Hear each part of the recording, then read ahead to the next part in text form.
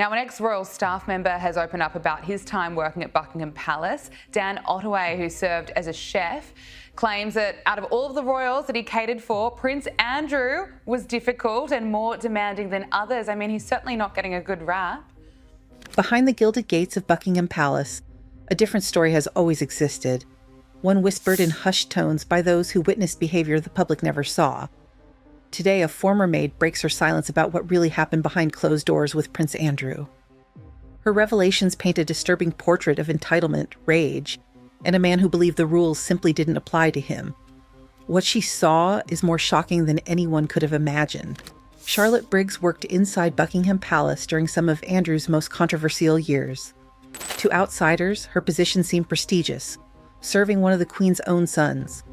But according to Charlotte herself, in explosive interviews given to British media, the reality was a daily nightmare of impossible demands, verbal abuse, and treatment that left her questioning her own worth. Her most striking testimony centered on Andrew's bedroom, a space that became the stage for his most demanding behavior. Charlotte described entering the room each morning with dread, never knowing what minor imperfection might trigger an outburst. She recalled one particular incident involving the bedroom curtains that would stay with her for years. According to Charlotte, she had carefully drawn the curtains as instructed, but the next morning, Andrew stormed into the hallway, fury written across his face. The problem? A gap between the curtains, so minuscule that Charlotte claimed she could barely see it herself. He berated her in front of other staff members, his words cutting and cruel, leaving her in tears. It was just a man and a teddy bear's fluffy toys on his bed. And he was trying to work out, what is it his bedroom or is it one of the kids' bedrooms? You know what I mean? And then the governor he opened the side drawer and there was a laminated picture of these teddy bears, all in the position they were in. But the curtain incident was just the beginning. Charlotte also revealed Andrew's infamous obsession with his stuffed animal collection. According to her account, Andrew kept dozens of stuffed toys arranged on his bed in a specific pattern. Former Royal Protection Officer Paul Page would later testify in court that there was actually a laminated diagram showing exactly how these toys were to be positioned.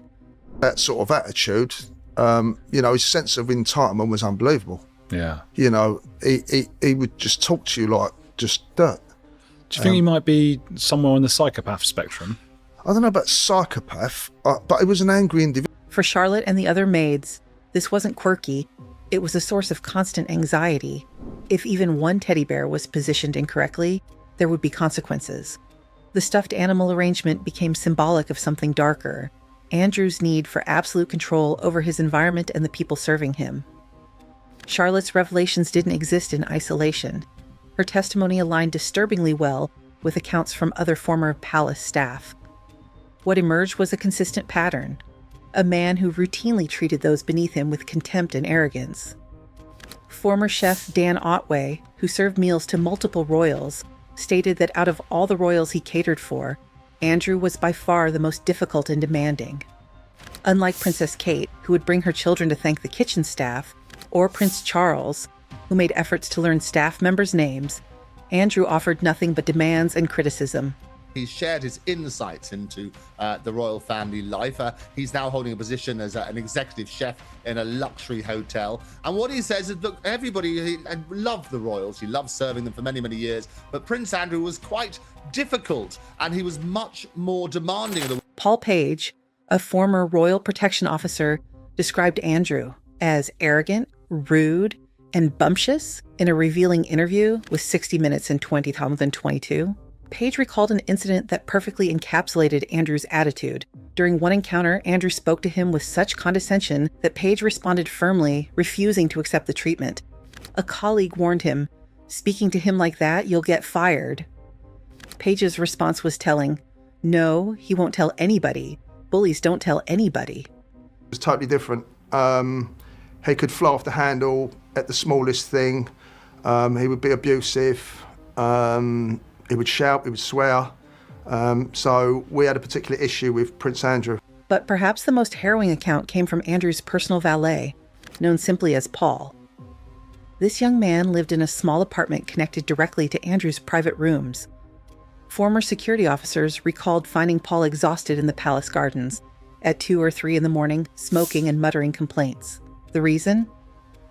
Andrew had a Jack Russell Terrier, And whenever the dog woke during the night, Andrew would buzz for his valet to take the dog outside while he remained warm in bed.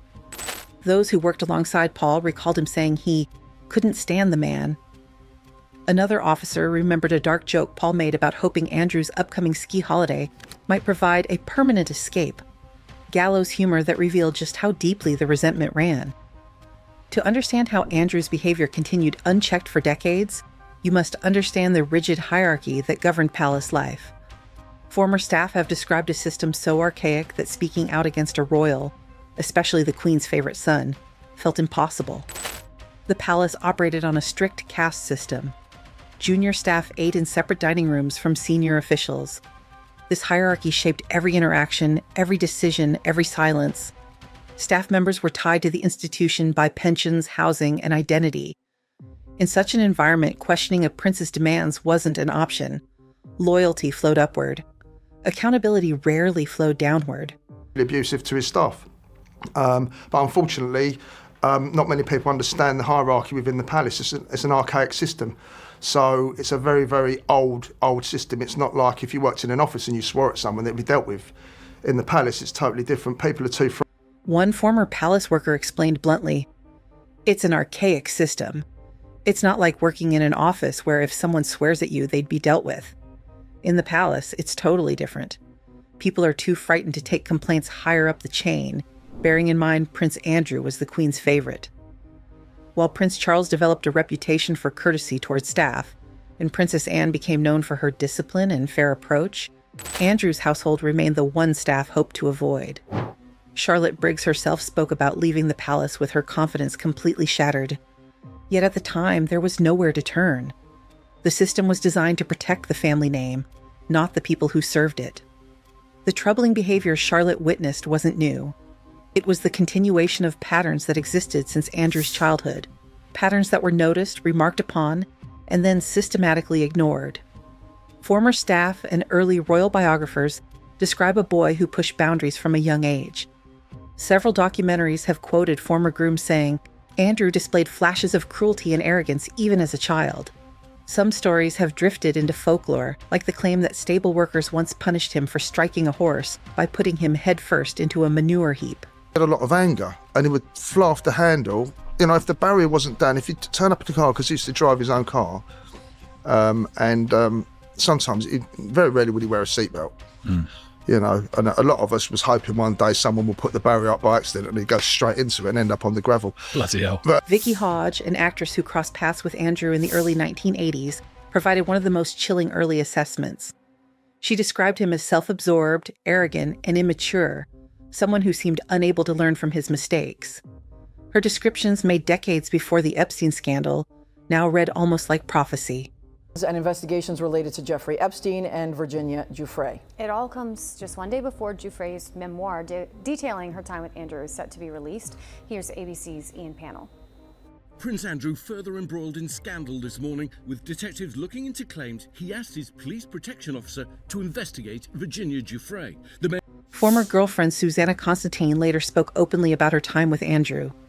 She described him as both ignorant and entitled, painting a picture of a man who believed the world owed him something. If he had to slow down for a minute, he'd shout out the window, "You effing buffoons," she remembered. He would fly off the handle at even minor mistakes, showing a complete lack of self-awareness. These weren't isolated incidents. They were warning signs, clear, consistent, and utterly ignored. When you place these stories of domestic cruelty beside the allegations that emerged in the 2010s, a far more disturbing picture comes into focus. Andrew's friendship with convicted sex offender Jeffrey Epstein revealed a man whose sense of being above the rules extended far beyond mistreating palace staff. Royal biographer Andrew Loney discussed what he called a tsunami of coverage surrounding Andrew after emails allegedly from Ghislaine Maxwell were leaked. According to Loney, Epstein himself referred to Andrew as the King of Kink, a chilling nickname that added to the growing list of allegations. These revelations, combined with claims that Sarah Ferguson received $2 million from Epstein, painted a deeply troubling picture. Newly released photos from Jeffrey Epstein's estate show several elite figures, from former Prince Andrew to Donald Trump, Woody Allen and Richard Branson. The Andrew has consistently denied all wrongdoing. In his infamous 2019 BBC Newsnight interview, he insisted that Virginia Giuffre's account was false, offering explanations that ranged from implausible to bizarre. The interview was widely viewed as a disaster. By 2022, Andrew chose to settle the civil lawsuit brought by Giuffre with no admission of liability. British media commonly cited estimates of up to $12 million reportedly funded in part by the Queen herself. Many interpreted this as an attempt to avoid public testimony and further scrutiny. Here's what connects these narratives. Both reveal a man who believed himself fundamentally exempt from normal rules. The same entitlement that allowed him to berate a maid over a curtain gap, the same arrogance that led him to summon his valet at 3 a.m., these traits were part of a larger pattern where Andrew's desires took absolute precedence over everyone else. Loney described what he called endemic corruption within the royal family, a reference to how Andrew's behavior was tolerated and protected, despite mounting evidence of misconduct. The palace system wasn't designed to hold royals accountable. It was designed to shield them. In January 2022, following years of mounting pressure and scandal, Queen Elizabeth II made an unprecedented decision.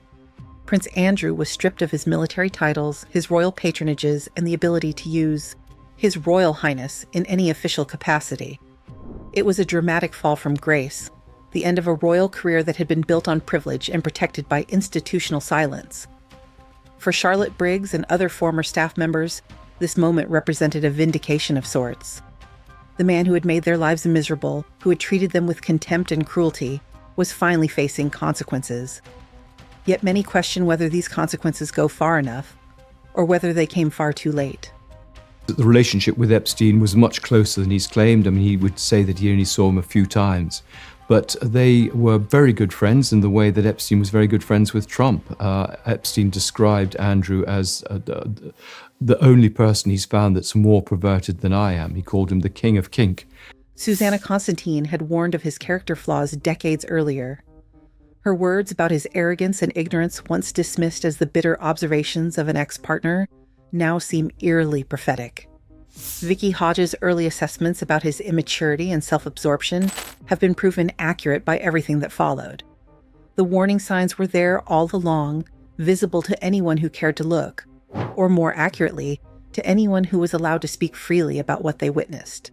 The question that haunts many observers now is this: if staff members were willing to come forward publicly with stories of stuffed animal arrangements, curtain tantrums, and midnight dog walking duties, what else remains unspoken? Charlotte's testimony, Paul Page's court statements, the chef's observations, the valet's exhaustion. These are the stories people felt safe enough to share. But palace loyalty, built on decades of hierarchy and silence, runs deep. He will no longer be known as the Duke of York, and he will also lose his title Prince and his style of His Royal Highness. And let's get some more news on that breaking news this evening. Buckingham Palace has announced that Prince Andrew is to leave Royal Lodge and lose. Some royal commentators have suggested that Andrew may eventually flee to the Middle East to escape further legal or public scrutiny, a move that would only deepen his alienation from both his family and the British public. Others wonder if more serious allegations still wait to be revealed. Stories too damaging or too legally complex for former staff to discuss openly. The settlement with Virginia Giuffre was civil, not criminal, leaving many questions deliberately unanswered. What we do know is this: the man Charlotte Briggs served, the prince who shouted at her over curtains and demanded perfection in teddy bear placement, was the same man who befriended a convicted sex offender and whose behavior ultimately forced the monarchy into damage control. The domestic tyranny was not separate from the larger scandals. It was the foundation upon which they were built. As Andrew fades from public life, stripped of the titles he once wielded so carelessly, his legacy remains defined by the traits his former maid warned us about: entitlement, arrogance, cruelty, and a profound inability to see other people as fully human. Charlotte Briggs left Buckingham Palace with her confidence shattered. She was not alone. Dozens of staff members have similar stories, similar scars. They served a man who believed his royal blood exempted him from basic decency. Per Vanity Fair, a former royal aide told the Daily Beast, "Everything you hear about Andrew's personality is true, and then some." Charlotte Briggs was 21 when she got the job. Quote, nobody wanted. The warning signs were there from childhood. They were there in his relationships. They were there in every interaction with staff. And now, finally, they are there, in the public record. A legacy not of service or dignity, but of disgrace brought about by his own choices and protected far too long by a system that valued the institution over the individuals who served it.